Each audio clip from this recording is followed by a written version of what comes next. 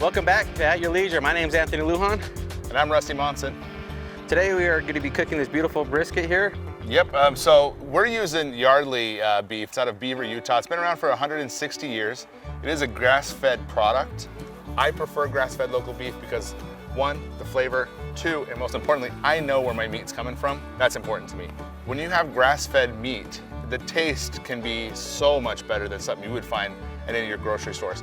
So Anthony here is going to kind of show you what he's going to do as far as trimming this thing, which isn't going to take a lot for this brisket. Now, do you have to get all of it off? No, because some of it is flavor, some of it's good. So Anthony's done with that side. Now he's going to look for flaps like he's doing now. And we're going to go fat side down on this cook, and that's going to protect our meat from the flames. So you want to kind of reserve some of that fat if you can to keep it a little moist. There we go, Rusty. Looks all beautiful, trimmed man. up. Now we're gonna move on to seasoning. My biggest tip with seasoning is it's your best friend. That's where all your flavor comes from. I always tell people to cover your meat until you almost can't see it. Today we are gonna be using hooks. This is his smoke and sweetness. This is kind of more of a savory flavor here. I always start off with the sides. I always do the sides here and then come over right on the top, kind of almost like you're painting it, you know? And then we're gonna come over here with this is Hooks Rubs and Spices Mad Cow. This has a lot more of a heat to it. So we're just gonna add just a little bit of that to this. We don't want it too spicy, but we want a little bit of a pop to it. And the best results is if you let this sit on your countertop for 20 to 30 minutes to where it actually kinds to sweat in a way. It sweats in and it allows that salt to penetrate. The salt won't penetrate very much, just the crust a little bit. So we'll get that on the smoker. So come on with us. Alrighty guys, we have officially hit 165 internal temperature on this brisket. So it's time to wrap it. So what I want to do real quick is I have two tinfoil pieces. Anthony's going to set that about right here. So I just want to make sure that I have this wrapped very, very tightly.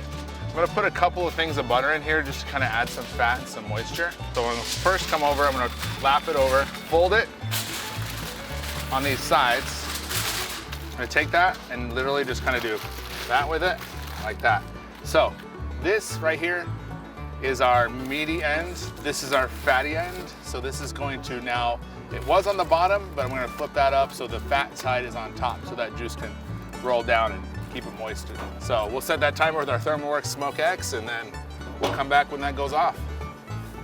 All right guys, we've got this brisket to temp. Yep.